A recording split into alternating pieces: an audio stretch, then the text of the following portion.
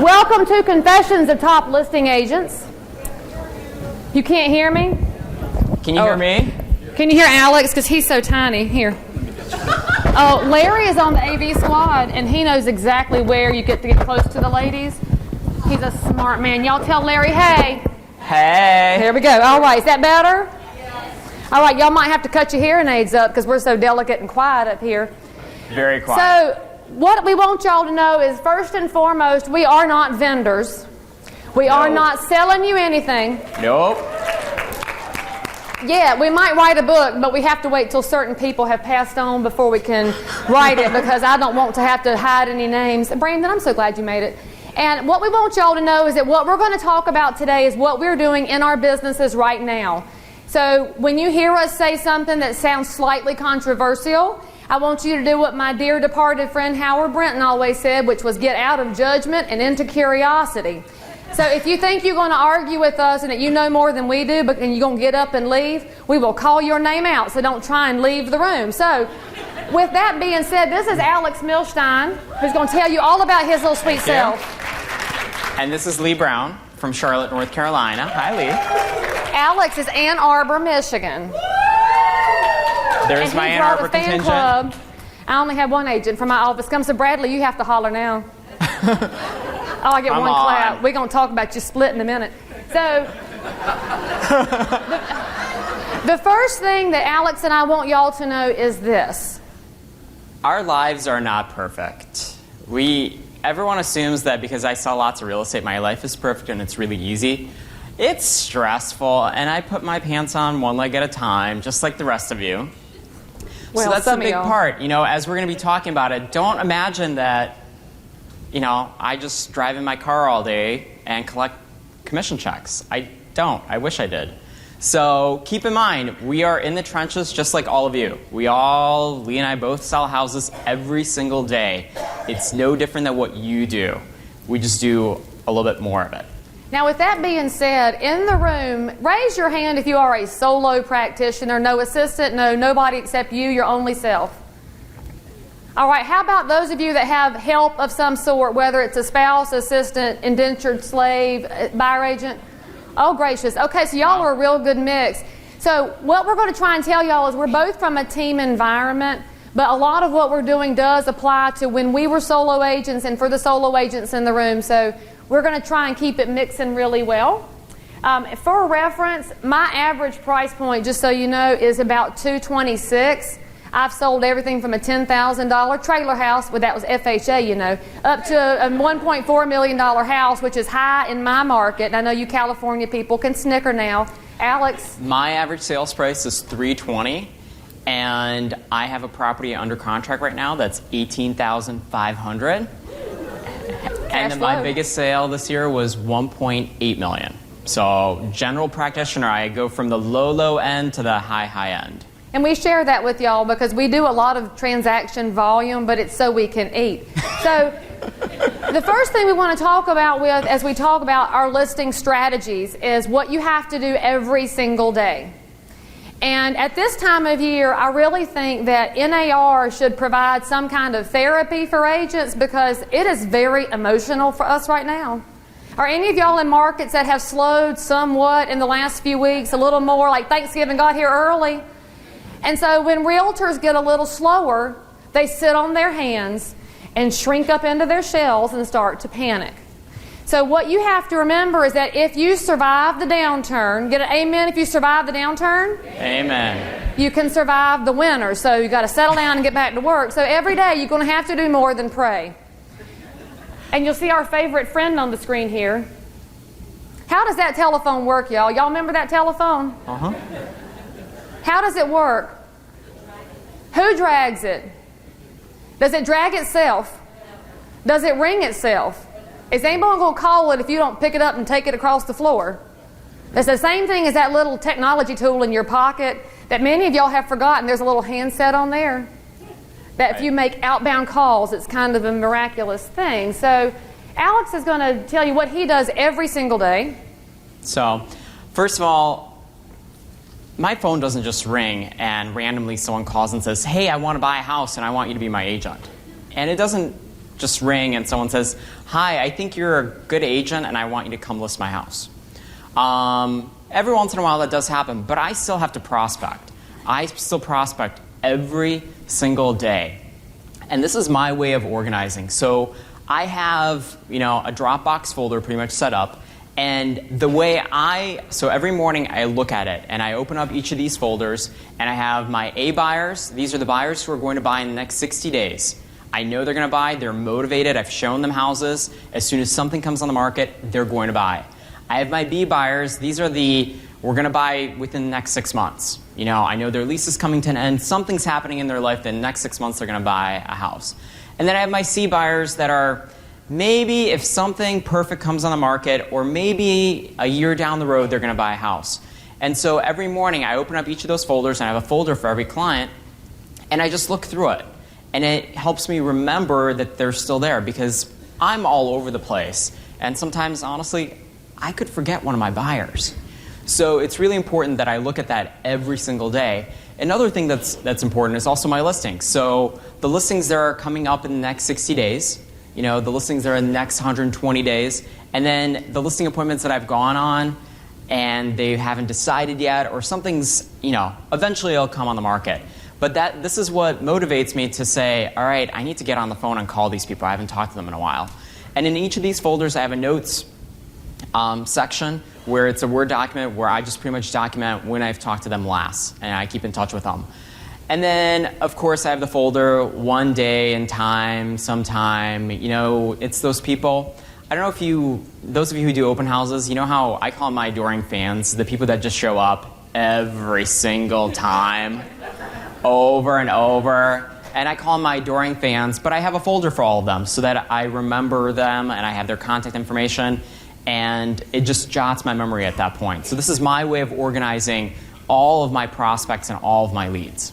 And a suggestion that I would make for those of you that think you don't have this many prospects, if you'll clean off your desk and all those little pieces of napkins, Post-it notes, backs of business cards that you've jotted down a phone number on, but now you don't remember where it came from or who it is or where you met them, go ahead and find all of those.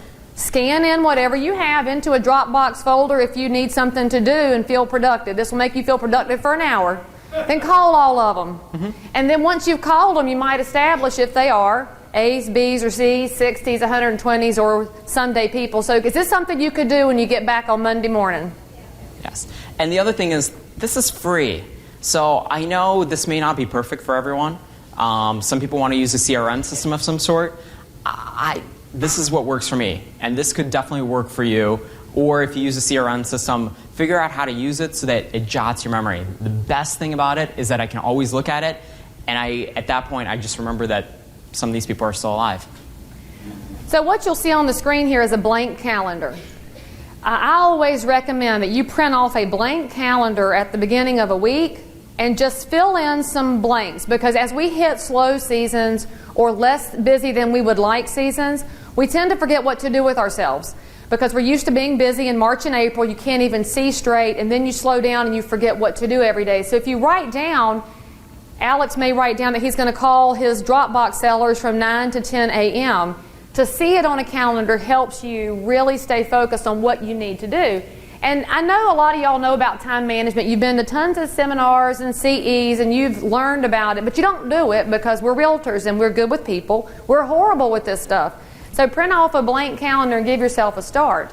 And the other thing about that is that blank calendar, fill it out, because it's slow right now. In Michigan, winter is just awful.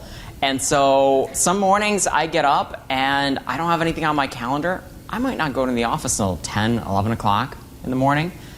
I just wasted good 2-3 hours of prospecting. So it's really important that you really put that on the calendar and show up at the office or your home and get to work. So what you'll see on the screen now is the CRM that I use. It's called HighRise, because I don't believe there's a really good all-purpose CRM in our industry. So HighRise is by Basecamp. It's really cheap. So what happens for me is my assistant will print off whatever letter of the alphabet we're on. So this was when we're on A's. She'll print it off. I cut off my Facebook. I cut off my Twitter, my email, and my cell phone. And I use the landline and just start calling. Now, if you have call reluctance because you're afraid somebody's going to answer the phone and you have to talk to them, then that's when you keep your cell phone turned on and you use my favorite app, which is Slide Dial. So you can call all of them without talking to anybody, but you can at least touch them. And this is what you have to do every single day, guys. If you want more signs in yards, you've got to pick up the phone to make outbound calls. Now, you'll see on the right-hand side, I've got them all tagged, and I've got them in different buckets so that I can touch certain groups of people more often than others. So one of my clients is called Diamond, and my diamonds are my bird dogs. They send me people over and over and over, and my diamond agents are the referral agents who send me referrals over and over. So one thing I would suggest, if you're not sure who to call when you get back to the office, figure out which markets have a conduit to your market. So I have a good friend who's a broker in New Jersey. Charlotte just picked up a relocation of a giant corporation. I want him to send people to me who slipped through the relocation cracks, because I ain't paying 40% to those blood-sucking people. But you know what? They don't. Oh, amen, hallelujah, there we go. Woo! We don't like relocation people. We need to rise up, I believe, rise up. So when you're thinking about that, you remember how the relocation companies like to give the leads to the green, desperate agents who are willing to pay those horrible fees, but they're not necessarily the best agents for a relocating executive? If you're waiting in the wings to pick up that crumb when that client has had enough of that relocation agent, you can pick up some really good people. So I build relationships in the markets where they're coming from. Does that make sense? Because when I pick up the buyer who got frustrated with their relocation assigned agent, they might be frustrated with their relocation assigned listing agent, so I can send them all right back his way. It's very, very powerful. So I want to keep up with those diamond agents and my diamond clients so they can send me referrals. And when I'm calling, y'all, I don't tend to work buyers my own personal self because I don't have a lot of patience. And those of you that know me, I know that's shocking. I don't really care about the wallpaper and the carpet. So I like to work with listings. I like to help sellers accomplish that job of getting their house sold. So I'm very specific when I pick up the phone. I'd like to help somebody sell their house today. Do you know anybody? It's a different question than we usually ask. What question do we usually ask? Do you know someone who needs to buy or sell a home? Which is not specific. We need to get really specific in our language. And when you're specific in your language, you're helping the person on the other end of the phone know who to send to you. Now, some of y'all are not chatty. Who is not chatty in the room? You don't really know what to talk about when you call them? The weather. You can always talk, well, in Michigan you can talk about the weather. In Charlotte, you know, the Hornets are terrible and the Panthers suck. So we can talk about how bad our professional sports teams are. But look at the paper and look and see what's happening. What if unemployment moved? What if a new relocation employer is coming to town? It's something to talk about, but pick up that phone. This is just a way to think about who to call, because paralysis comes when you don't have a plan in place for who to touch.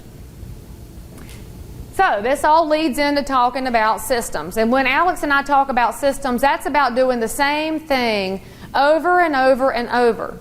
Not because it makes you sound like a canned salesperson, which is the argument I get from most realtors about why they don't want to have systems, because Lee, you're a machine, and I don't want to be cold. Well, I'm not cold, but I do things the same way every time.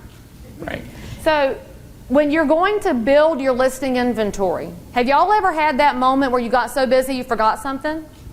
You forgot the sign, you forgot the lockbox. And right. We think we remember the big items all the time, but it's the big items you forget when you get too busy. Systems allow you to prevent that kind of a gap. So what's on the screen here is my seller intake sheet. Now, you might not be taking in 5 calls a day. That's cool. You should still use a systematized approach to speaking to your listing leads. And y'all, I will get my competitors out of the way within 5 minutes by using this intake sheet when they call me. Now, anybody that wants this, there's a little gift bag on the back table. Drop in your business card. I'll be glad to share this with you. But you have to use it if I send it to you. If I find out you didn't use it, I'm going to hunt you down. So when you are talking to a seller lead, most of your competitors are going to do what? Ask them their address, and then, when can I come over? They do not ask any probing questions, and that's a huge mistake.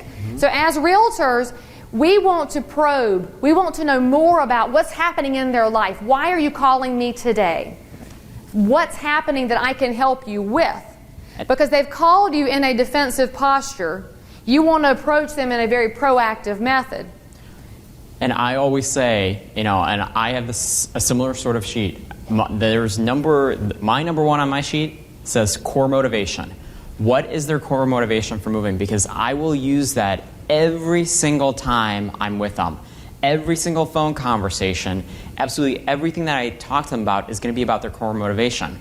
So if it is Mrs. Smith, and Mrs. Smith is moving down to Georgia to be closer to her grandkids, guess what? I'm going to bring up those grandkids every single time. And guess what? This is really important for many reasons, but one of the other reasons is when you build a team, all my team members look at that sheet of paper and they know the core motivation. So when my transaction manager is negotiating the inspection or doing anything, she can look at that sheet and say, oh, I know why Mrs. Smith is moving. She'll bring that up every single time. My marketing manager, when she's taking photos and arranging the house and getting ready for showings and such, brings that up every single time. So it's really important to create a system like this, because you might remember it, but at a certain point your business is going to grow so much, you're going to have an assistant, maybe two. You're going to need something like this. So start now. And on that note, if you're a solo agent and you've ever gone on vacation, what happens the day before you go on vacation? Everybody has to list and sell right now, and it's emergencies happening. When you have a sheet like this that you can hand to them and say, while I'm gone, if you'll handle Miss Smith for me, they know everything about that person. So it's not even your employee or team member. You're allowing your co-agent in your office to successfully assist you so that when they're out of town, you can do that for them. It really helps improve that level of service, which leads to more word of mouth. Now, I'll point out a couple of things on our intake sheet that have been game changers for us. One of them is on the email address. I'm going to give you all a secret, and the doors are shut, right? Because these are confessions. We can't let all the people in the hallway know. They're locked. When you ask for their email address, they're going to tell you, my email is joesmith@yahoo.com. The next question you ask is this: is that the email address you check? They will giggle, and then they will usually say, well, no, I usually joe.smith@bankofamerica.com. Because they all have this secret email address that where all the coupons go and all their grocery store list and the stuff, because they don't want to check it. So if your real estate stuff goes there, it went to a dead end. And then it allows you to follow up and say, my intention is not to pester you. My intention is to only send you things that matter, but I'd like for you to see those things when they come across your screen. So when you've asked that question, you just set yourself apart from everybody, y'all. Because there are very few realtors out there that are going to think ahead to how am I going to talk to this person repeatedly in the future. You also want to ask, when you're talking telephone numbers and cell phones, what's the best way for me to communicate with you? Is it text? Is it email? Is it telephone? Because what's the fastest way to aggravate the grandma who likes to talk on the phone? Sending her emails. And the 25-year-old who only talks by text is not going to answer your calls. So we put a big circle on the sheet of their preferred methods so that, again, if a team member is handling them or another agent is picking up slack, they know the best way to reach that particular client, who then feels cared for in a big way. And this is, y'all, way before we ever get the listing. So it seems like we're jumping the gun here, but this is the way you get them really in your pocket, because your competitors won't do any of this. I'll also point out a couple of other dialogues that come to us from this sheet. One of them is, if you were to rate your home on a scale of 1 to 10, where would you fall?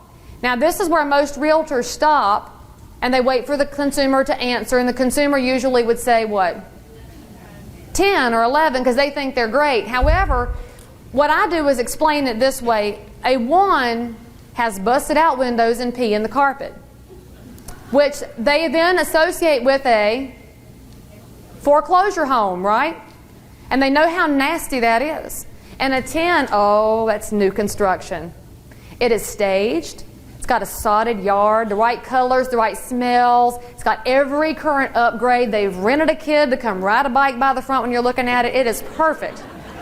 Now where do you fall? Y'all, do you know where people put themselves? 7. They drop themselves in at a 7, which allows me to ask the follow-up question of, what does it take to make you a 10? And you know the cool part of that? They then say to you, oh, it needs carpet, I need to paint it. Well, we rescued some Great Danes and they tore up the backyard. And they all of a sudden tell you all those things. So what happens to me? Am I the bad guy now who said, you're going to need carpet, you're going to need paint, you're going to need all these things? I'm now no longer their enemy, I am their partner.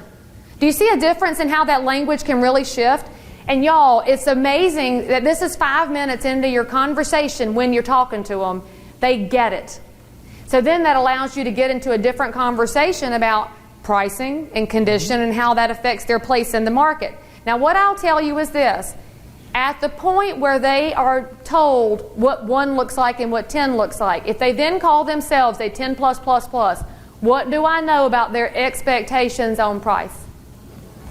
They're going to want a 10 plus plus plus price, right? So do I continue interviewing them at this point? No, because I run an asshole-free business. Now, oh, I knew y'all were waiting on that. So here is a secret for y'all, because my time is valuable, okay? I have an 8-year-old and a 9-year-old, and I am done sacrificing them on the altar of commission, okay? Now, I still like to make money off of the assholes, though, because they do generate income. So here's what you do. Inside your own markets, you need to have 2 referral agents, okay? You want that one agent who matches your values and your integrity and you love them. They're great. That's who you send your overflow to. So you are on a cruise, you get a great lead. Give that person your great lead. You know that person is cared for just the way you would do it. You need to identify that person and tell them, I'd love to make you my partner when I have overflow. They will be flattered and honored and they're glad to take your leads. You also need to have the agent in your market that would match the asshole lead. And here's why I say that. That person might have a better personality fit with a different agent in your market. And I have an agent in my market that receives all of those leads. She happens to think that she's the good one in my description when I describe these people. Because she has no way of knowing. She sends me checks on a regular basis. And you know what the cool part is? That lead is happy because his personality matches hers. It would have been a conflict for me. Does that make sense? So you can also do that really quickly and save yourself days and months in misery of an unhappy client. Because y'all, we don't have to serve everybody that calls us. You were going to pipe something up there, weren't you? And this is important. I mean, this is so important because everyone always asks me, how you went on that appointment, you came back with a signed listing contract. How'd you do that? Well, it's because I went in there and I knew everything I needed to know. I knew absolutely everything about their situation. I knew their core motivation. I knew all the problems with their houses. I knew how they rated their house. I go as far as asking them, how much do you think your house is worth? Have you done any research on that? I ask really specific questions before I get there. So once I'm there, I review this sheet in their driveway, and then an hour later I walk out with a signed listing contract. Now, we'll pipe along here to some other ways. This is the way I use my Dropbox. I'm just going to show you my folder called Listing Leads. I scan in every listing lead. After we fill out that intake sheet, it gets scanned in with the tax card, with the NAR RPR report. We'll talk about that more in a minute. With their septic map if they're outside of city water and sewer. The old MLS sheet from when they were previously listed. We get all of that in one PDF and scan it in. A lot of our listing leads are 6 and 12 months out because they're exploring their options before they get there. So the nice thing is somebody calls me and says, hey, I want to talk to you about my house. I'm thinking that name's familiar. I can go to my phone, pull this up and pull their information up. And just as Alex has mentioned multiple times, when you write down all of their information and I can say, oh yes, we spoke about 6 months ago and you want to get close to your grandkids in Georgia. What are her feelings about you as an agent when you can remember that? Well, you didn't remember it because your brain was full of other listings. But she felt special. She felt heard, and she felt valued. And that's what consumers really want. They don't want to be just another sign in a yard. So To get ready for a listing appointment, there's a couple things. So I have my intake sheet, and then I have my sheet that has the checklist for me to get ready for my appointment. Now, the one thing I want you to keep in mind is I'm the master of checklists. I have checklists for absolutely everything because that's the way I stay organized and that's the way my team stays organized. So everyone knows what their expectations are. So this is what my listing appointment checklist looks like. It's just, it has all the data about who they are, what's going on in their life, in regards to why they're selling, where the source of business came from, how were they referred to me. And most important, it has for my staff to fill out to check off what I need to get ready for my appointment, what information I'm going to need.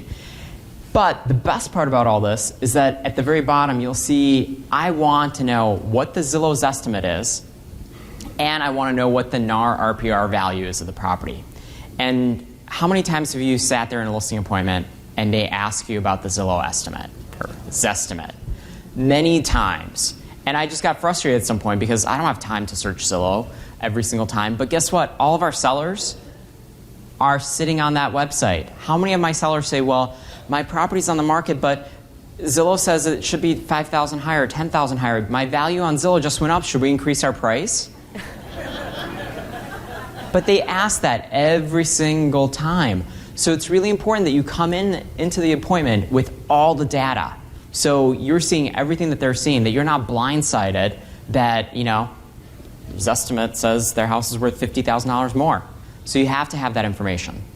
And I would tag along with that because I have serious issues with the number of realtors in our business who believe their business plan is Zillow leads. That's a problem, y'all, because Zillow is a third-party site. And I know a lot of y'all give your money to them. You should stop it. But if you're going to know that they're out there, yes. Well, we got some amens and hallelujahs. We got the choir going today. Amen. But you have to be aware of it. We can't hide from it. And too many of us have gotten into a defensive posture over the big data websites. Screw them. Here's the thing about it. The consumer can go there and find out how many bedrooms a house has, yes? How many bathrooms a house has? How big the yard is? They can get the bones of the data. That's there. What can they not get from Zillow? A professional's opinion about what their home is worth based on its particular location, condition, and upgrades. Zillow cannot do that. So when you are able to say, I understand that the computer-generated value you've seen is likely to be inaccurate, I am glad to provide you with a number that takes into account your particular location, condition, and upgrades. Instead of hiding from the large websites or pretending it doesn't exist, go ahead and acknowledge that it's likely to be wrong. They kind of expect us to tell them that. Because if you remember, they've called you because you are the community expert. You can get them from point A to point B. So Alex makes a huge point here. And also, when you're going back to this lead 6 months from now, it's a great indicator of where they may be if you know where the number was on this date versus when you go back to the house. And they're watching Zillow. Every single appointment, someone now brings up Zillow. Zillow is a big deal, and you have to know what's going on Zillow with regards to, A, their property, B, how they're judging your market right now, and how they're judging the market in the U.S. and your state. So you really have to study that information because you're going to have to compete against Zillow. Because how many times will they say, well, my estimate is $550, my next door neighbor is $450, and they just sold their house for $450. And they want $550 because Zillow was right with their next door neighbor, so it must be right for their house, even though their house is exactly identical. So you have to look at that information. But most importantly, with the whole Zillow shenanigans, and it is shenanigans, I will tell you this. If you're buying leads, stop. Please stop. I was spending $30,000 a year on Zillow leads. Past tense. Was. I stopped and I sold more houses because I spent money on other marketing methods that you'll see up here shortly. But learn what Zillow is saying about your market and the other properties that are in your market and the market in general, because you will be quizzed on it at every single appointment. All right, so what you'll see on the screen here is the question many people ask when they get that list of phone numbers out. Who in here has a pulse? So Alex is going to share with you some of his amazing direct mail. We do call him Grandma, and this is the reason. Grandma, tell him why you're Grandma. Well, keep in mind, my CRM is Excel, and that's what it's been for almost the 15 years I've been selling real estate. I've tried every single thing. Nothing works. Excel is the best thing ever, and it's free for the most part. So the way I market myself and the way I've been doing it for years upon years upon years is direct mail. That is the easiest and the best way to get your name out there in the community. But there are different ways to go about direct mail. This is one of my postcards that you'll see.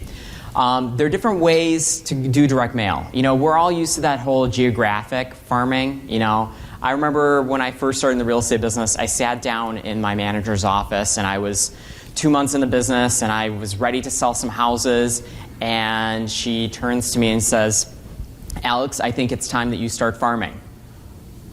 And I sit back there, and I think to myself in my head as she talks about farming, I don't own a shovel. How am I going to farm? Later, she filled me in on what farming is. But I go a step deeper than that. So geographic farming is one way of doing it, and I do some geographic farming, but the majority of my business comes from demographic farming. Going after the people who are at a point in their life when they're ready to sell their property. So it's going after every single household in my city that has people who are 55 years or older living in that house, in a house that's 2,000 square feet or larger. Guess what? They're downsizing. Those are the people that I want. People who are in their 30s, where there's 3 family members or more, and the houses are, let's say their house is smaller than 1,200 square feet, those are people who are going to be upgrading. Those are the people that get my postcards. So instead of just marketing myself to the whole neighborhood and hoping that someone in that neighborhood sells, I'm actually going after the demographics instead of just sitting there and waiting for someone to call me from this neighborhood. So demographics is very powerful. The next question everyone usually asks me at this point is, where do I get my demographic data? So there's a site, there's lots of them actually, but I use listsource.com. So write it down, listsource.com is the site that I get most of my demographic data from. It's very powerful. Very, very powerful information. Down to the point, I can get people who like horses, who live in a certain geographic area. I can get people who like waterfront properties. It's based on magazines that they subscribe to, but I can get a lot of information. So if I have a specific property that's on the market that's only going to meet the needs of people who have horses or want horses or like horses, I can market, I can send a direct mail campaign to those people with the property, advertising it. So demographic is very powerful. The other thing that I've learned, and this is the backside of my postcard, is that most people get a postcard in the mail, they flip one side, two side, trash. One side, two side, trash. One side, two side, trash. And one day, I live in a condo building. As I'm seeing my neighbor look at one side, upside, trash, I'm right there next to her. That's nice. 58 cents later, she threw that in the trash. So one thing that I realized is, how could I get an extra second out of it? So as you see, this is portrait style, and the other side is landscape. So what happens now is they look at the address, they look at one side, and then they flip it over, and then they flip it to the other side, and then trash. So now it's 1, 2, 3, trash. I got an extra second out of them. But the one thing that I've learned in all of my advertising and all of my direct mail campaigns that I've done is there's one word that every single person has told me, and we all talk to our sellers, and they always they ask for one thing. And what is that one thing? They want confidentiality. They want to make sure that you're not going to go blab information about them to other people. They want to know that by contacting the realtor, it's a one-on-one relationship. There's no one else that's going to get involved in the process. So you'll see both sides of my postcards have the word confidentiality on it. So please use that word. Market research has shown that that is the word that most home sellers are looking for. Is they want to make sure that you're not going to be out there blabbing information about their house. The other part of my direct mail marketing is that I have a lot of have a lot of professionals in my area. Professional affiliates is what I call them. And, you know, the professional affiliates are the divorce attorneys, the CPAs, pretty much anyone who refers business to you. Those are my professional affiliates. And I actually send a direct mail postcard to them every other month, just letting them know that I'm alive. And that has done wonders to my business. There's 2 professionals that send me more referrals than any others. Does anyone want to take a guess which 2 they are? Not divorce lawyers. Funeral homes. No. Close. Painters. Painters. Because what ends up happening is people start thinking, oh, I need to get my house on the market, I need to paint it. They don't think of calling the realtor first. How many times does someone call you and, you know, a year in advance they want to talk to you about selling their home? Usually they start freaking out because they're ready to list their house, and they start cleaning up, and sometimes they just forget to call you. How many times have you gotten a call and they've said, we're ready to go on the market, can you come list our house? It happens. But it's really important that you get the professional affiliates and send out the mailings to them. There's another professional out there that sends me more referral business than anyone else. Any other guesses? Dentists. Because you're sitting there, your mouth is open, they're talking, and you can't do anything. So dentists is the second group of people that send me more referrals than anyone else. You think divorce attorneys, I mean, you gave me some good examples, and I get referrals out of those, but painters and dentists, that's where it all comes from. Now, I stole something from Alex off his postcards. If you'll notice in the wording up there where it says the homeowner and or the designated representative, I happen to do a lot of estate sales. I love my old people, and they move along. And that really has made a difference for us in working with our older folks, because their kids and grandkids are very sensitive when it says homeowner when mama just died. But when you say designated representative, they call and they say, how do we know which one of us is the representative? So I stole that from Alex, and so you should steal these things from other people because they really don't mind. And here's the other part is I have other realtors on my database from across the country as well as in my own market. You can have all this. I'm not with a referral. You have to give them a referral to get his stuff, though. You should know that. I want 45%. Call me Cardis. Call you Serba. Mr. Cardis. So this is a mail-in that we've been doing. One of the earlier things we learn is tell a neighborhood you have a buyer, whether you have one or not. That's early corporate real estate training in that first 2 weeks. And it usually doesn't work because consumers know when we're lying. So what we've been doing is when we have buyers in our pocket, so Charlotte's market is generally balanced, but there are some pockets where there's still not a good house available. There's plenty of junk houses, but not a good one. So these buyers had seen everything. They were narrowed down to 4 different neighborhoods. So we had this mail-in done that told their story. And this generated for me 9 listings. 2 of which are actively on the market, 7 of which are probably in the spring, provided I don't screw it up between now and then. And y'all, the average price point on this is $1.9 million. Our buyers could go up to $1.4 million, but who called us? The more expensive ones, because they were hoping that the buyer would spend just a little more. Well, our buyers were actually capped, but it led us to a good conversation about how we are honest with our buyers and sellers. So I did this one on Every Door Direct Mail. That's EDDM. Y'all, that is the cheapest way to get mail out into a geographic area. So your postage on this piece, that's an 8.5 by 11 card, 14-point aqueous coated stock. So that's big and gigantic in the mailbox. It really stood out. And we sent this out in 4 neighborhoods. Got a $982 expense total between postage and print to over 1,000 homes. It's cheap. We order the actual cards on gotprint.com, and then you package it up, carry it to the post office. If there's 562 homes on a route, they put it in all those mailboxes. So it's a great, inexpensive way to do a geographic farm, because the postage on that 8.5 by 11 card was 17 cents. You can't send a letter for that. Now, you can't control where it lands. If you have a realtor in that neighborhood, they're going to get your card. which is fine. They need to know what wonderful marketing you're doing in case they have a seller about to enter the market that would look like this property. And I'll tell you why they called us is because they felt like it was a very professionally done piece. They also liked that we told the story, and this also found a home for our buyer clients who were impressed by the fact that we went above and beyond to find them a home. So we told them it was a family of 8. On the back side, we said they were relocating with one of the banks. So we told a little bit about their story, and the more credibility you can put into your marketing pieces, the better the leads are that come in. It's what Alex is talking about when he shows that confidentiality piece. He's speaking to his market. This one speaks to what's happening around you.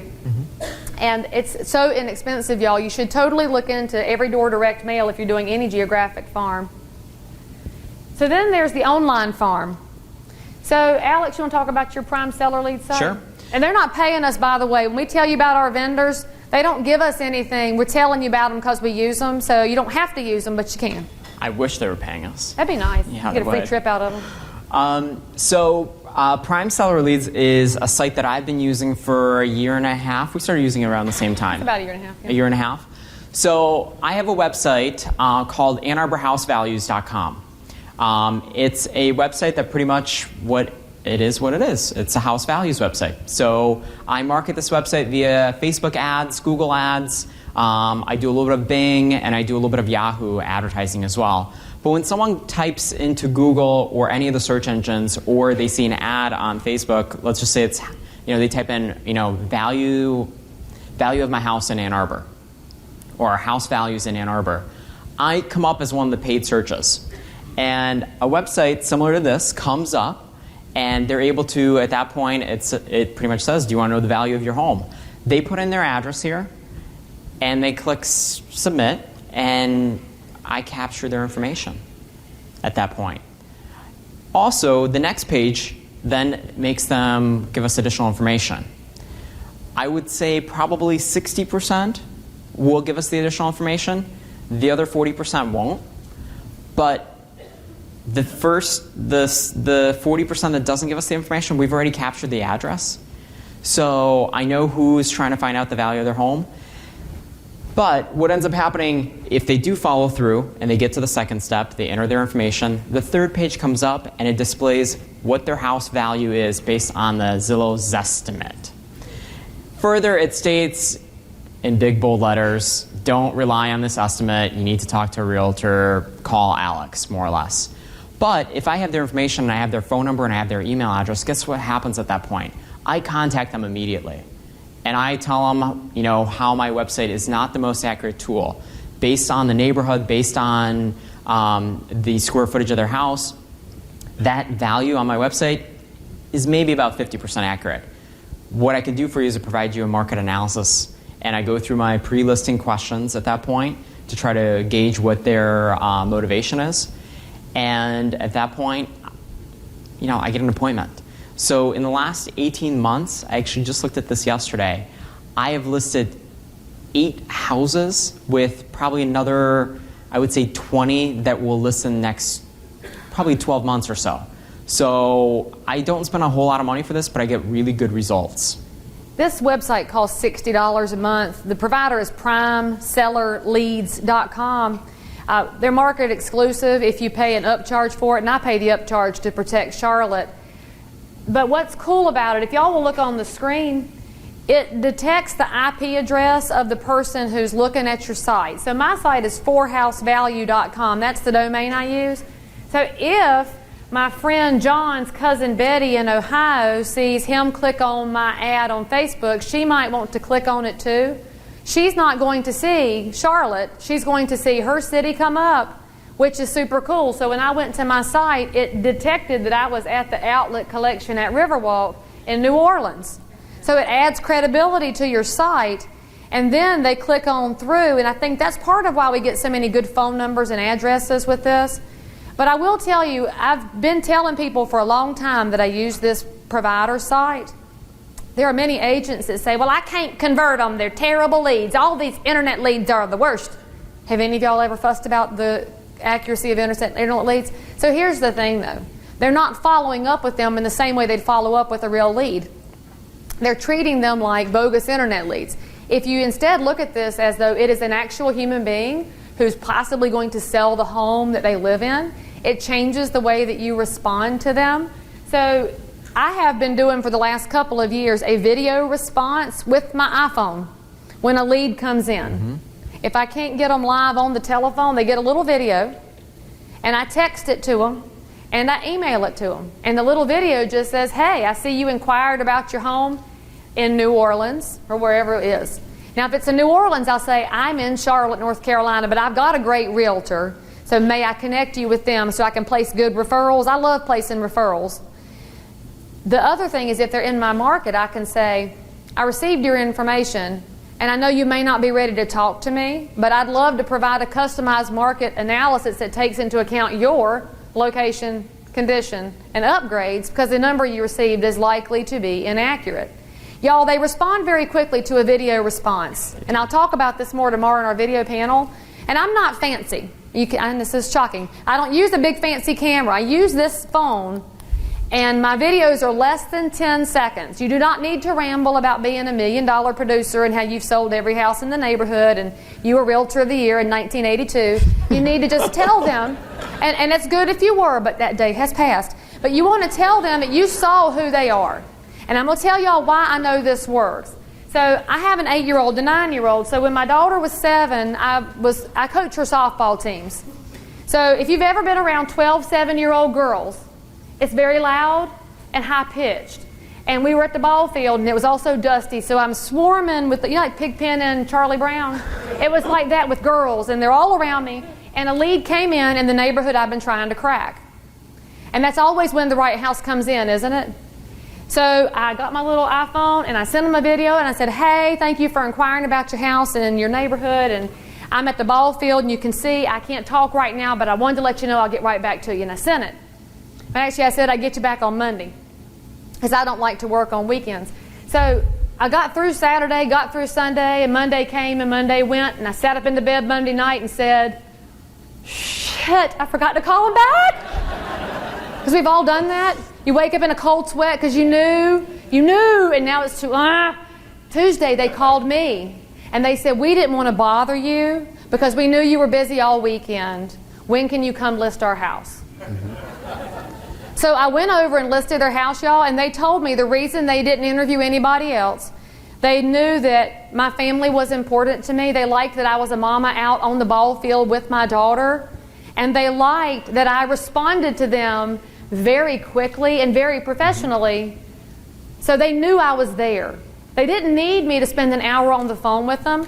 So I'm telling y'all, if you do anything that converts these internet leads in a very powerful way, it's video and it's not fancy. And y'all have heard me say it before, and I'm going to keep saying it until y'all actually use your video cameras, because some of y'all are allergic to video because you think you're unattractive on the camera. They're going to see you in person anyway. So if you're ugly on the camera, you're ugly in person. You just got to get over it and let them know who you are, what you look like. It's all right. And I was anti-video for the longest time. I still am.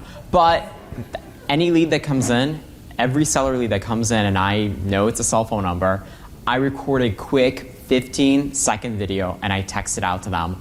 And the video is pretty much, I know you're busy. Let me know when you're available to meet. Next thing you know, I'm talking to them via text, and I find out when is a good time to me to talk to call you. And so video has been very powerful for lead conversion, because at that point, a text message, they can just forget about it. Versus a video, come on, we all have to watch that video wherever we are. And don't stress out about using up their data plan, because they're texting all the time anyway. Just use it up. If they don't want to watch the video, they won't click on it. But it's a differentiator.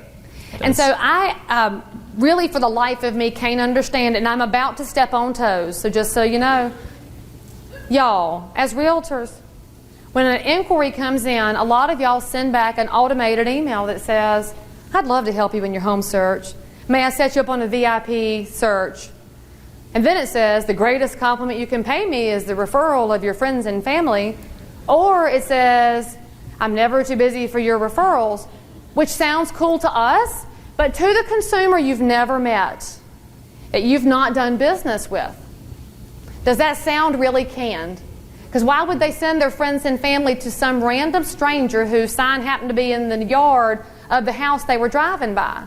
We're a little disingenuous with that. Plus, if they've emailed 8 realtors calls they have, 7 of those realtors sent back the same email in some form or fashion. So my suggestion is to figure out who you are, what makes you good and what makes you better. Translate that into what you send to people so that when they respond from your direct mail or when they respond from the websites that you put up, they know you are the one they wanted. Because would each of you agree that there's something about you that makes you unique and great and better than somebody else in some form in real estate? Would you agree with that? So be that. Quit being what everybody else is. And the coaches who teach this stuff need to be thinking about the fact that you're in there with the people in your own market and y'all are all sending the same thing, so stop it. Now, Alex was talking about how he follows up with his video and with his phone call, and he's going into the sheets. This is another thing that we send right away, and I'm going to reference this again. This is a market research report that I purchased called Altos Research, and Altos, like the people who can read music, not sopranos, and research.com. So I send this out right when a lead comes in, and it's zip code based. So the amount that you pay for their service depends on how many zip codes you purchase, and I have a bunch to buy because Charlotte is a large metro market. What we send them is this one-page report that will give them stats on the market. Now, most of them can't read it because they're not that geeky. I don't explain it to them yet. They're going to get this explained in the listing appointment. What's cool is this. They received something that has value. They didn't just receive, this is my company. We have 800 agents, and look how shiny our folders are. And oh, we have a newspaper ad over here. This is information that relates to their part of the market. So it's related to their property, and it has nothing to do with me. So as realtors, a lot of our follow-up tends to focus on, I'm great, I'm great, I'm great, instead of, how can I serve, how can I serve, here's your house, this is your house. If you flip that conversation, it changes your conversion. And I'll come back to this in a minute and tell you how this one makes me really big money, is because, let's see, where am I? The appointment. I'll come back to that in a minute. I'm going to tell you a secret about that report, so now you have to wait. So the appointment. So you did everything right. You got the lead. They called you. You set up an appointment, and you show up at their house. So what happens at that point? And I guess the first question that everyone asks me is, do you do a one-step or a two-step appointment? And Lee, what do you do? It depends on the price point. So if it's a really fancy custom home, I'll do a two-step. If it is a Pop-Tart vinyl cookie cutter, 4-bedroom, 2.5 bath, 2,200 square feet, 2-car garage on a quarter of an acre in a neighborhood with 5 floor plans over and over with different elevations, that's a one-step. Do y'all have any of those neighborhoods in your market? No. We need to stop sucking up the people over their linen closets and secondary bedrooms and cable and phone outlets, because that does not change their numbers when you know that neighborhood sits square in a price point of $240 to $265. We do ourselves a big time disservice, but that's a whole different soapbox. And it's the same for me. In my market, you know, if it's a really special house, it'll require 2 appointments, but there's plenty of cookie cutter homes that I know what they're worth before they even call me. I know exactly all about it, and if it's granite countertops, it doesn't matter. So you pretty much decide that up front. Depending on where the address is, you know the market, you decide up front if this is going to be a one-step or a two-step appointment. And depending if it's a one-step or a two-step appointment, you treat it very differently. But the one thing that's the same is that no matter what, when you walk into that house, you always ask for a tour. And I always ask for a tour before I do anything else, because I want to know what I'm talking about. I want to know what the situation is of the house. I want to see all the pee stains in the carpet that they told me about. I want to see it all so that I can better advise them. There are too many agents who go straight to the dining room table, start with their listing appointment, they don't know anything about the house, and then they're surprised why the seller won't sign the listing contract.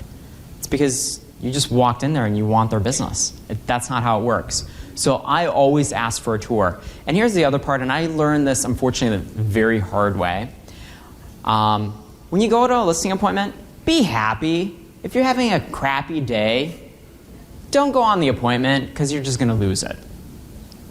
And what happened to me once is I had a really bad day, and I showed up at that appointment, and I was grumpy, and I was not happy, and I didn't compliment their house. And then when they called to say, you didn't get the listing, and I said, well, why not? Guess what they said? You didn't compliment our house. You just kind of went through all the notions. So you have to have some emotion, some feeling when you're going through this. So it could be the ugliest house like this one right here on the screen, but it has the most beautiful shutters that you've ever seen. And you keep reminding them, so wow, this is, I don't care what it is. Wow, this carpet was great when it was first installed. Gotta compliment the house. It's so important that you compliment the house. So I disagree with Alex that you have to tour the house because I don't care to see any more linen closets. And our approach is different, but that's all right because they both work. Just like all y'all have something that works for you. Mm-hmm. But I don't like to meet them at their home. I like them to come to my office to meet me. Unless it's a custom home, then I've got to go. And some of y'all are already starting to squirm when I suggest this, but I'll tell you. I'm squirming. There is a neighborhood near me that has 5,000 homes in it. And it's the same 8 builders throughout the neighborhood. They all built 5 different floor plans. Each section of that neighborhood has a price range in which it runs.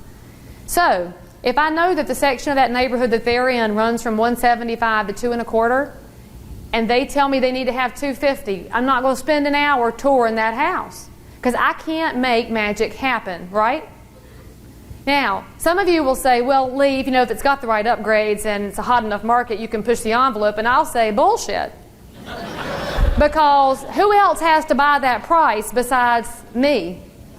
The appraiser. Mm-hmm. And the buyer. And so you may find a buyer that's smoking crack whose mama lives next door and just broke her hip and they'll pay anything to live next to her, but you've got to get that appraiser on board. And they might give you a push, but y'all, they're not going to give you the world.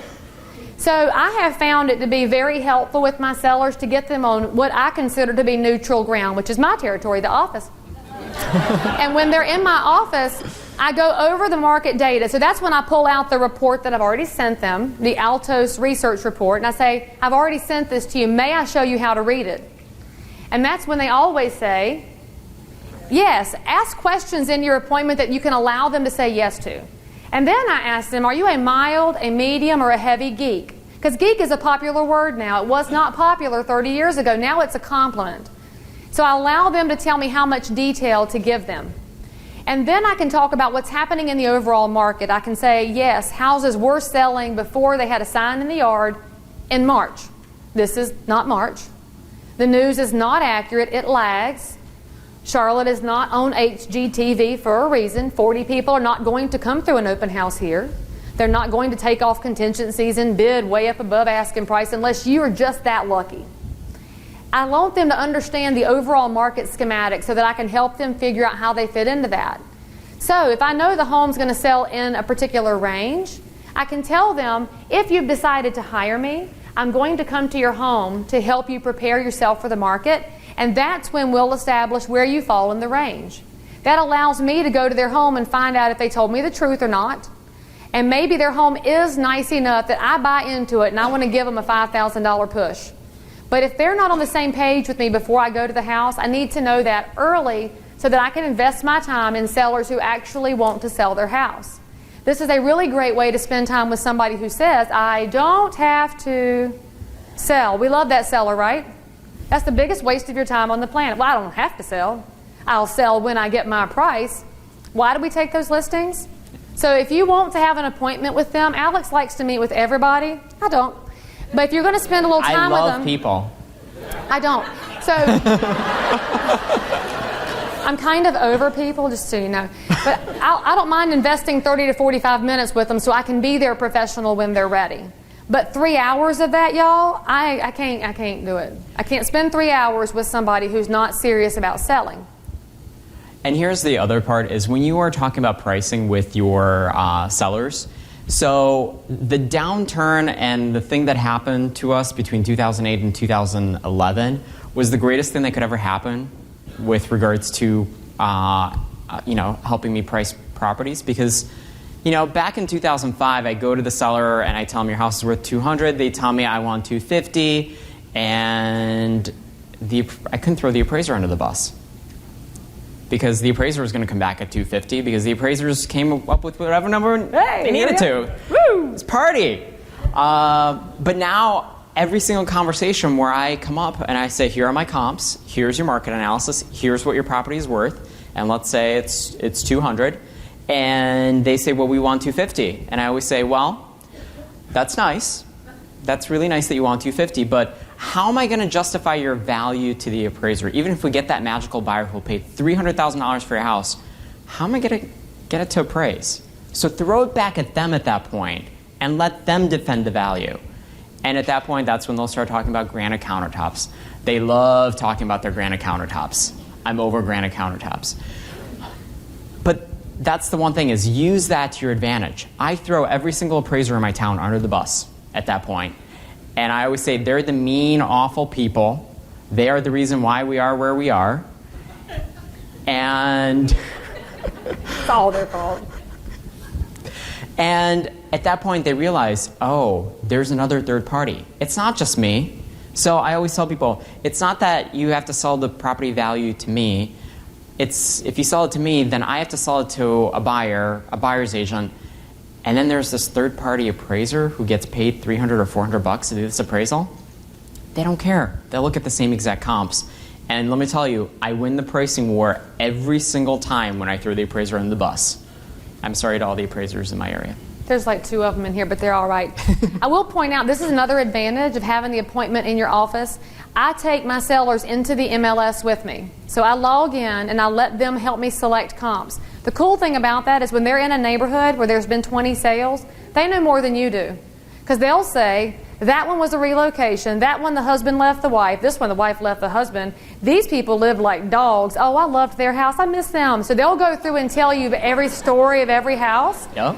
That is invaluable, y'all, because that helps you defend to the appraiser later. When you do get that buyer with stars in their eyes, you can help the appraiser know more about houses they didn't see either. Now, I will say, too, I do tend to remind them there are agents in our market that will make a point of selecting the 3 highest comps, and there are agents in our market that will make a point of selecting the 3 lowest comps. I choose the approach that allows the sellers to see all of the comps against which they may be compared.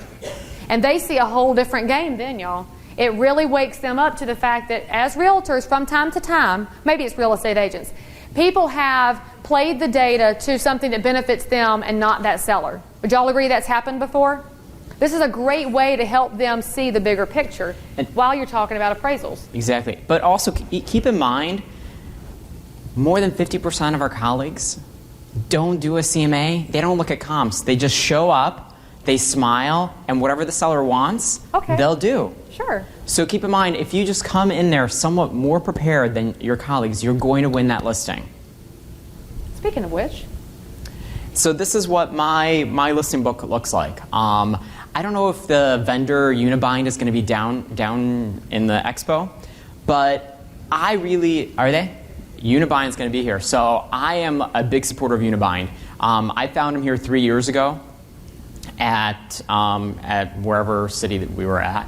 And this is what all of my listing books look like. This is my presentation.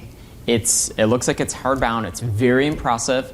They love it. And every single one of them says, I get to keep that?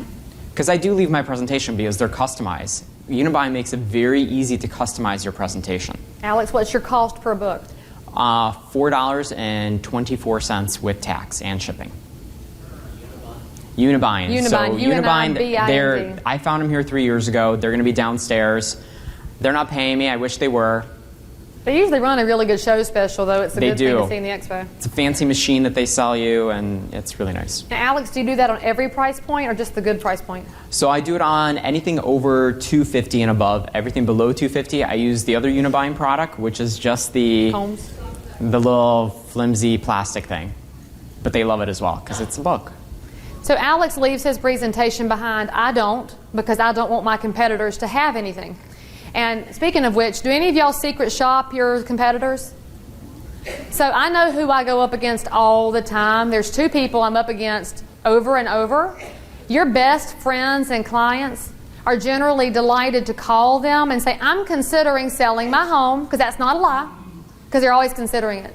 And would you do a market evaluation for me? Well, my competitors every time have hopped up and run out to do a presentation.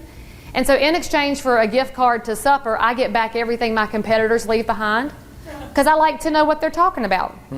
And they still are not talking about the seller's home. They're talking about how great they are. So it's a good way for you to know how to be different when you're up against the same competitors over and over. But because I shop them, they might be shopping me, and so I can't leave any secrets behind. This is my iPad presentation. So we built a PowerPoint of our listing presentation that we could do on iPad. Now, I will say, because I deal with a lot of old people, we do print a copy for our old people because they need to look at it, and they want to hold it and touch it, and that's fine, but they don't cheat on me, so I trust them. Because the funeral homes are tied in with me. See, I've got all the bases covered. But even if you're not a top team, so, I mean, I sell a bunch of houses. I brag about the Wall Street Journal ranking a lot. You've got something you could brag about. Maybe you have the best realtor designation from your local tiny shopper newspaper. There's something you did that somebody loves. You were the realtor of distinction. I love how Charleston Association does that for their realtors. I'm totally going to get Charlotte to copy it. Find something that you do that's special, that stands out. Maybe you were the February Associate of the Month in your office. Put that on your presentation. The public likes to know that you are well respected in your industry, that you know what you're doing. And it doesn't have to be a big deal. Just don't say $1 million agent, because that does not mean anything anymore. So this one will go through who our team is, what everybody's job is. I go through my mission statement because I have a mission statement for my team. I talk about how we're going to market their home. We talk about how they stack up as relates to the market. And I talk about my brand because RE/MAX is a well-respected brand. So I talk about their little stats buried after mine. And then I tell them what their next steps are to hire me. So this is not customized to their home. It just tells them how I conduct business. But what I have found is that what they really get floored by is that it is full color, it is a professional presentation, and they love at the end where I tell them how to hire me. Because often we go on a listing presentation as realtors, and we tell them all the data and give them a price, and then we sit there and smile, and kind of forget to ask that question of, would you like to move forward? Because that's a hard question to ask in case they might say, yeah, what if they say, no, I don't want to ask them? And so we forget to ask for the business. So if you build it into your presentation, if you are slightly averse to being told no, it's already in there. So you can say, here's how you hire me. And that can take some of that fear away, which will actually allow you to take more listings. And it doesn't cost very much to build something like this. Oh, and I forgot to mention earlier, we were talking about prime seller leads. Some of y'all that are not as website savvy as other people around you look slightly glazed. You can hire people to do all this stuff. And like prime seller leads will do all the Facebook ads and Google ads for you if you would like. So if you don't know how to do it, there are people you can pay to do this for you. I'll also point out that you as a realtor have the NAR RPR reports available. All of the MLS boards haven't got it fully integrated yet, but you have some kind of data available. It's available to everybody, and you're paying for it in your dues, so you might ought to use it. Because the cool thing about RPR is this. In my market, it's very seldom accurate. It's really, really terrible as far as the estimated value. But because it pulls in so much demographic data from the census reports, there are all these charts and graphs about what's happening with education levels, numbers of kids, home prices in their area. So you're giving them a ton of information that's in pretty little graphs, and it's something to provide to them that is more than the MLS, more than your company information, just another piece to thicken up your puzzle. And we're not talking buyers today, but we also use this with buyers when they want to know all those prohibited federal fair housing things. We give them this report because it all comes from the census, and you can allow them to continue their research in a realtor-branded piece, which you're, again, already paying for, so use it. That's NARRPR.com if you're not signed up for it. It's free. You just use your NERDS number to sign up. And the reports are so powerful. So in my market, it's not 100% accurate, but they have a lot of data in my market. So they are excellent reports. So when you have that seller who's like, well, we're thinking about selling in the next 10 years. We just want to know what our house is worth. Or when that client calls and says, you know what, we're thinking about refinancing, can you get us a report? I can quickly jump on here because I know the house, create a report that will take me all of maybe 5 minutes, get a PDF file of 40 pages of stats and graphs and charts, and they think I've spent the last 8 hours on it. So this is really powerful. I highly encourage you to use RPR. Do any of y'all do a seller net proceeds sheet with your listing appointments? Anybody who's not doing it, this is an immediate way to stand out from your competitors. And this is not fancy. I build mine in Google Docs, and I've got 3 different numbers. I've got perfect, I've got good, and I've got ugly.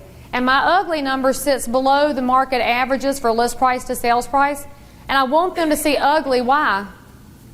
Nobody else is going to show them ugly, y'all. They're only going to show them perfect world. I want my sellers to understand that perfect world is full price. That doesn't happen very often in our area. The middle number is the market average, and the last number is 10% off, which is lower than they should be, but I want them to know a fire sale price should they need to sell more quickly. So one thing I point out that makes a huge difference, y'all see that line 20 where it says pay off existing mortgage and I have it zeroed out? When I get to this point with my seller suspects, I point at that and I say, now don't y'all tell me your payoff. You know why I do that? If they don't hire me, who do I have to tell that payoff to? A buyer client. If the seller does not hire me, but a buyer does, who are my duties beholden to? The buyer. So I point out to these sellers, don't tell all your business to everybody. Because if I'm negotiating against you, I could use this, which kind of shocks them. But they're not being told very properly how things work as far as agency relationships go. And that leads me into a very easy explanation of the fact that should they hire me as their listing representative, I am going to the mat for them every way but loose. If they do not hire me, I do that same thing for my buyer client. So it's a very good way to drive that point home. But when you bring this conversation, it shows you as well. Now, don't y'all look at my commission numbers because that would be violating antitrust or some such. But I break it into 2 buckets right there because how many consumers think that we get paid the whole X percentage that we charge, and they don't really understand it? And there's lots of people who teach visuals of folding up dollar bills and making all these little graphics. I just do 2 line items on the spreadsheet and say, this is my bucket to earn. This is the buyer's agent's bucket to earn. I don't get to touch the buyer agent bucket. And if you touch the buyer agent bucket, the buyer agents are not coming to your home. So my bucket is where I'm going to market your home, and I will be paid when we successfully get there. Again, this is not fancy, but I will tell you I make them initial this at the time of the initial appointment. I make them initial this when we go under contract, and I bring it back to the closing table because what do they forget between listing and closing? That I ever told them about state revenue stamps or that they might possibly have to pay off that second mortgage. So I like to show them 3 initial copies. It reminds them they have indeed seen this and they're just having a moment. Now, the one thing that I've changed, and I think it actually works a lot better now, is I don't use the word commission. I get brokerage fees. And the reason I started doing this is because I met with my financial advisor about 2 years ago, and he told me what his brokerage fees were, and it completely went way over my head. Like, oh, brokerage fees. Oh, okay, I got it. I didn't even think about negotiating. I didn't think about it. So people hear commission and they think they can negotiate. And that's the one way that I get rid of that conversation is I call it a straight brokerage fee. If they ever say the word commission, I always say I don't charge commission, I charge a brokerage fee. I try to change the language in their head every single time. We don't earn a commission, we earn brokerage fees. Well, I just wrote that down. I'm stealing that too. Thank you, honey. So we're rambling too much. Let's keep cruising. Right. So we'll talk about the listing life cycle a little bit. We all know there are life cycles to our listings. It's exciting for the first 2 weeks, then the blush falls off the rose if it hasn't sold. Alex has a listing checklist. So He has lots of checklists, y'all. I did not bring them all because it was too much. She actually told me to stop sending her checklists. So yeah, when I list a property, my marketing manager, and this is a list that I used to do, we had, I started a checklist because I wanted to make sure that I knew I was doing exactly what I was supposed to be doing. I want to make sure that I didn't forget a step. As my business got bigger and bigger and bigger, I want to make sure that I could look on the file and see this list and make sure that everything was done. So it's really important that you have some sort of a checklist at some point. And keep in mind, I'm not electronic by any means. All this is on paper. I don't like that whole electronic thing. So yeah. Grandma, that's why they call me Grandma. But figure out a way that works best for you and start checklists for all the little things that you do when you list a house. When a house goes under contract, all the things that you do, you want to make sure that you have a checklist for all of those things. Otherwise, you'll be completely disorganized, and there will come a point, like it came for me, when one day I walked into my office, completely disorganized, I fall over onto my files, they're all on the floor, and start sobbing like a 12-year-old girl that just broke up with her boyfriend. I will point something out on this. We have a checklist similar to this. So as we add their listing to various websites, we add the featured and enhanced on all the different portals where the house is located, we cut and paste the links here, and then we send this to our sellers about 48 hours after they list and say, here is where your home is being promoted. Would you please check all of these links and let us know if you see any errors or omissions that we may correct. And that's made a big difference for us, because in that first 48 hours, there are many sellers who believe you're not doing anything because their house hasn't sold yet. And they looked on the website and they didn't see it because they don't understand that we can't control some of those big portals. So when we can show them what we've done, it helps us continue defining our value proposition. And then when they find an error 30 days later, I can be snotty back with them and say, well, I sent this to you 2 days after we listed the house and told you to look at those links. And then they say, well, I was too busy. So it just allows you to keep them in line because they're not in charge there. I do want to point out, as regards these things, the day does come when you've sent them all these links and it's beautiful and you've called them, it's shown, and then the thrill is gone. And what do we as realtors stop doing when it's not a thrilling listing anymore? We stop calling because we don't want to talk to them when they haven't had any showings. And we've done all we can do, and we're afraid they're going to ask us to do what? Lower our brokerage fee so that they could lower their price, because that's their first inclination when you lower the price. Well, it's time for you to lower your fee too. So one little thing I'd like to leave y'all, if y'all haven't seen this, hang on, let's skip that one. Y'all see this pretty little real estate flyer here? This is from a website called Canva, CANVA.com. Y'all, this is free. Guy Kawasaki, who is like the king of the internet, has this website, and these are free real estate templates. So what I have found is when a seller starts to fussing and moaning when their house hasn't sold, if you pop into Canva and make a fresh flyer for their house and send it to them, they feel a lot better. Because they feel like you did some more marketing, even though you are continually doing all the right things. Sometimes it just takes time for the house to sell, or it's going to take a price adjustment. But they want you to see you marketing before they're going to give you a price adjustment. Exactly. And here's the bottom line.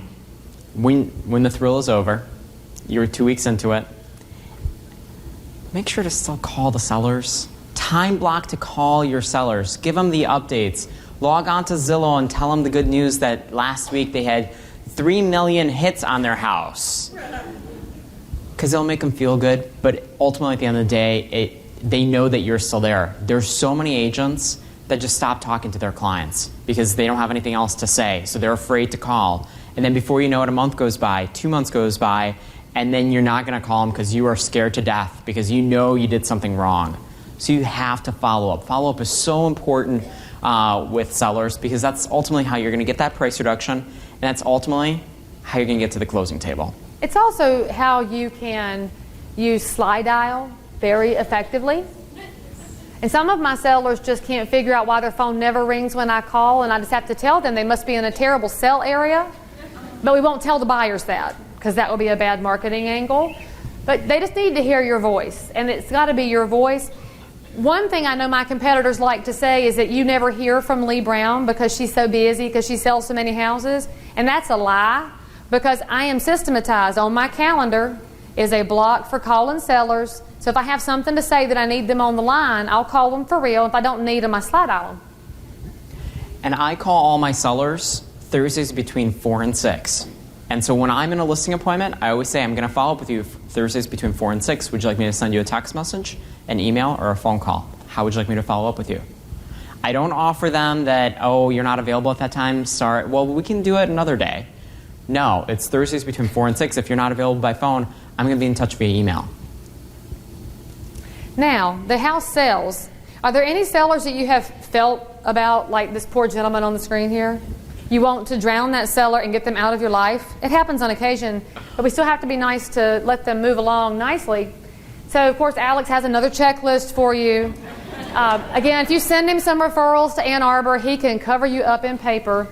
But it's more ways to allow him to provide a really excellent customer experience that gives them details and they know what he's doing in the whole process. I will tell you, this is something we've done post-sale to increase our reviews because we need more and more reviews. And y'all are hearing talk in the hallways about the proposals coming from Realtor of the Future. Take a deep breath and gird your loins because we need agent ratings and rankings out there because everybody's doing it except the realtors. So it's coming. Just get ready. And you just got to be able to define why you're good. We talked about that before. So what we want our clients to do is tell us why they loved us. What good did we do? So my web designer built this. It's an email that goes out.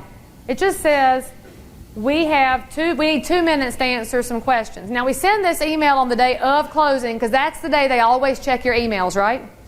Just in case something's going on, they'll look at your email. Well, they click launch survey. Now here's the cool thing about this review site. It asks them their name as an optional. Ask them where they found us. Were you pleased with your transaction, yes or no? And then they have a place to write down their thoughts and commentaries in the text box. Once they hit submit, if they said no, they were not pleased, they get a dead end that says, thank you so much for your feedback. And they never put a name because we know who's unhappy. When they're unhappy, they just had to get it out of their system. Well, they got it out of their system on my website and not on any of the major portals. They just need to get it out. And also, because you can tell who's unhappy, we send them a follow-up gift card to Lowe's and ask them how we can make their life a little easier, because usually it's something the other side did, right? Your seller gets mad at you because the buyer's lender went vanishing and you had no control over that. It's just another way to continue to let them know you love them and you want their experience to ultimately be successful. If they said yes, they were pleased with their transaction, and then they type in their little remarks about how we did the great job for them and nurtured them and held their hands and loved on them, when they hit submit, that automatically posts to Google Plus for me and to my website because I have a WordPress-based website. So it's made it very, very easy for me to get those out there. The reason I want my reviews on Google Plus is because it's owned by Google. And which reviews come up highest on the search engine? Google. So that's where you want your reviews. And we also give them links to our Zillow and Merchant Circle and Angie's List profiles so they can easily post right directly to our profile. Now, my lady can build that for you for $300. If you want this site, just put it on your little card when you drop it in a gift bag at the back, and I can hook y'all up with her. I don't make any money. I just love her. She's in Chicago, and I love supporting U.S.-based women-owned businesses. This is what Alex does post-sale. Yeah, so when I get to the point when I'm post-sale, all of my clients get the Home by Design magazine. It's no headache for me. All I do is I have my assistant put them on the database for Home by Design. They get a magazine every other month. I'm at the top of their mind. I have too many clients to call them all at any point. I follow up with some of them, but not all of them. But this is just a good way of keeping in touch with those clients, is sending them the Home by Design magazine. There's American Lifestyle. There's several other ones that are out there, but I found that this has been the most successful one for me. Okay, so we left 7 minutes for Q&A. If you have a burning question, I don't want any other kinds of burn, just questions, run over to a mic. We got 4 mics in the middle. And we will go in order. So the person who gets to the first one goes first, second, third. Do what? Oh, I didn't tell y'all my secret for using Altos Research. Thank you, Bunny. So the secret on Altos Research, it will send those data reports to your leads on a weekly basis if you put their email address in that system. We are converting leads that are 4 and 5 years old who've been receiving those stats every week because they were receiving something of value from us. So where we're making money on that report is it allows us to follow up with people. Hey, y'all that are leaving, when y'all fill out your yellow papers, we want 5s, please. We want 5-star reviews. 5s, all right, please. Lady in the purple, you get to go first. Really simple question on your marketing report or your listing package that you do with the binding. Can you actually open those up?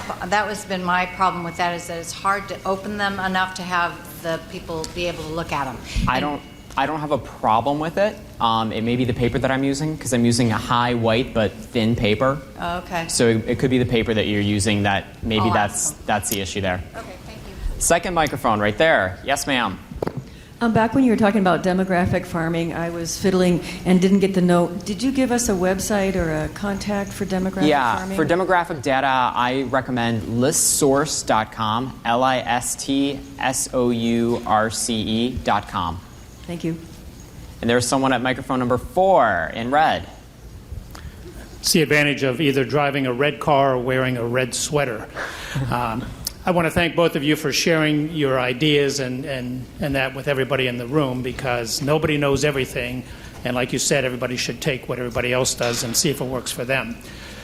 Do you have, or if so, how do you do it, a client appreciation event on an annual basis for either the most recent clients for the past year or total past clients? So this is the one thing that Lee We totally agree on this. We don't like parties. We don't like our past clients. And who wants to hang out with their realtor? I really don't understand that myself. And you're both so antisocial. we are. We're actually introverts. But The go ahead. idea of hosting one of those parties makes me want to quit the business and just... But I'll tell you what I do instead, though. I have a shredding day every year. I do a shredding day in March. And actually, I do 3 days now at my 3 different locations. You rent a shredding truck. It costs me $200 an hour in Charlotte, so my expense is $400 for 2 hours. And you stand in the parking lot, and your clients drive up, throw 2 boxes of documents in the truck. You say, hey, shake their hand, they leave. And it's wonderful. And you've provided a real good service. And they'll actually look forward to it every year. We invite the churches and the doctor's offices and everybody to come. And our lender brings coffee and donuts. But he doesn't even get to give them away because nobody gets out of the car, but they love us for it, and then I don't have to schmooze people I'm done with. Microphone number 2. I've had my license 2 weeks. Yay! So other than run the other way, what is your best advice for somebody? What do you wish you had known 2 weeks in and would save me a ton of time and frustration? Number 1, find a mentor in your market, somebody who knows what they're doing and is not threatened by the fact that you exist and wants to share and wants to see you grow. If that person is not in your local market, look around a place like this, because there's a ton of people. Just in this room, I see some of my mentors. They will take you up under their wing and help you succeed. The second thing I will tell you is work every single day. Don't sit and stare at Facebook. Don't stare at Twitter. Pick up that phone and call somebody. When you go to the gas station, don't pay at the pump. Go inside and talk to the man at the counter, because he probably owns the joint. He will buy something from you, because most people won't go indoors. So be visible. Talk to people. Don't be afraid to say that you're in real estate. It is a very, very honorable profession. There's no reason for you to be ashamed to say, I am a realtor. Yeah. I leave my house. I leave my house every day with 3 business cards that I must give out to complete strangers, and I will not return home until all those 3 business cards are gone. Let me tell you, I drive around late at night at points because I still have that 1 business card. And then I do go into the gas station and I pay for my gas. I figure out a way, but it's really important that you really have to get out there, and that's my way of, because I'm not always extroverted. Sometimes I just want to go home. And that's my way of being out there. Thank you. This has been very helpful. Great. Right there, yes. Will you repeat what you say about the Zillow Zestimate? I know that the number you have received is likely to be inaccurate. I would love to provide a customized value to you based on your specific location, condition, and upgrades. Okay, thank you. And then this gentleman put me up to asking his question. We are curious how many listings you each carry, your annual sales, if you'll give that, and how many team members you have. Thank you. I'm going to close about $70 million this year on 315 transactions. 196 of those will be listings. And my team, well, it just shrunk this week, so it's a moving number, but I do have 2 listing partners. I have 2 full buyer agents who have 3 showing agents working for them, 2 full-time admin and 1 part-time admin. I will do roughly about $55 million this year, just around 220 transactions. And my team is 4 buyer's agents, myself, and 4 administrative staff. Wow. Question? Me? Actually, right there, ma'am, second microphone. Oh, okay. First of all, thank you both. It was really enjoyable. And also, in my office, they call me the list Nazi too, because I have a list for everything. So I would like to compare lists. Will you share your lists? Sure. Just bring your business card up here. Okay, awesome. Thank you very much. Great. And then third microphone, and then you're up next. Yes. Yeah, I had a question about, at which point, if you've got 20 or 30 people who come through the house on, private individual showings, and maybe the house has been on the market for 30 or 45 days. I'm new to the business, but my assumption is at a certain point, there's a problem with price. You're marketing it Correct. properly. You're getting people through the door. You've got nice pictures and good information, but the house isn't selling. For you guys, what's that point that you decide, okay, So the price is too high? what I always do is in my listing appointment when we're talking about pricing, I always say, depending on whatever price we put on there, if we are not getting 3 showings a week, we have a problem. If we've had 10 showings and no offer at this point, we have a problem. And it could be 2 things. One is I'm not doing my job, or 2, you're not doing your job, and that could mean the price. And so I talk about when I'm asking for a price reduction, I remind them of that conversation. And at that point, I tell them, here's what I've done. So I believe I've done everything that we can. You've done everything that you possibly could with the condition. So now the only thing that's left is the price.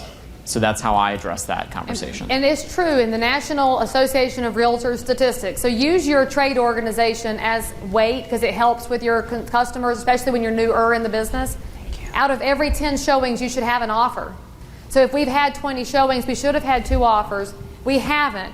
What that means is those buyers have selected something else in the marketplace. So they have not rejected your home, my dear seller, but they have chosen something else. So the way that you bring them back to the table is with an adjustment to your price. So you'll set that up in your listing presentation that they should have an offer for every 10 showings. Then when you go to them and say, hey, look, man, we've had 12 showings, no offers, you ready to move? They know what parameters you're working under. And then you're less of an antagonist and more of a partner to them in this process. You also want to remind them at all times that pricing is fluid and the market moves. And so when we price your home today, that's a point in time. And the point in time may move 30 days from now to where we have to make an adjustment because the overall market has shifted. Yes, right here in blue. How do you deal with commission objections? If somebody asks me to adjust my commission, I say no. But I'll tell you, we have diarrhea of the mouth as realtors too often, and you want to explain why you shouldn't have to reduce it and why they wouldn't want to pay reduction at work and why, and you just say no. And move on to the next thing. And that is, anytime they ask me is, first of all, I correct them. I always say I don't charge commissions. I charge brokerage fees. So that's the first thing I do. The next thing I say is no. And then the silence starts. I'm not going to talk. They're asking questions right now. Go on to the next question. No, just remember that. Yes, right here in front. Hi, I go back and forth on this. What do you think about wearing a name tag? I hate name tags. I know, I won't me wear too. one. But my car has my name, my website, my phone number. Everything is on it. So it's a full wrap. It's not stickers and magnets. I'm committed.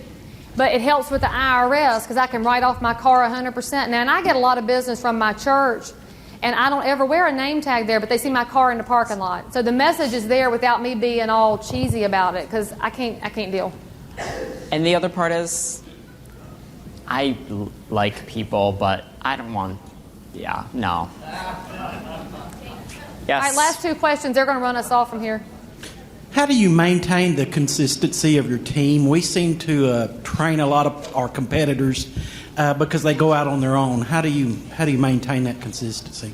You have to develop a team culture, and that's really a whole different topic. But my team has been with me an average of 6 years right now, including my buyer agents. One of my buyer agents has been with me 10 years. If you have a culture where they feel empowered and valued and they feel like they are truly partners and not just some green agent that got thrown to the wall to see if they stick, they want to be with you. But I'll tell you, the biggest thing that turned the corner for me in working with my team was annually at our team advance, I show my P&L to my team so they see how much money is going out in different buckets. Once they understood how expensive it is to run a business properly, they're less likely to want to run off on their own because initially they just think we're getting big checks and they're doing all the work. So I can talk to you further about that, but it's a different discussion. Last question. Yeah, thank you. Great presentation. Enjoyed it very much. 5 stars, please. He said 5 stars, please. 5s. What? 5's the limit, huh? All right. Are y'all going to be posting your the PowerPoint presentation on the convention app? Do what? You want us to put this on the app? That would have required us having it put together more than an hour ago, but make sure I have your card, and I'll send it to Roz and ask her to help me with that. Oh, thank you very much. Yes, give us 5. Thank y'all very much. Thank you. I'm going to Thank you. I'll wait Thank for you.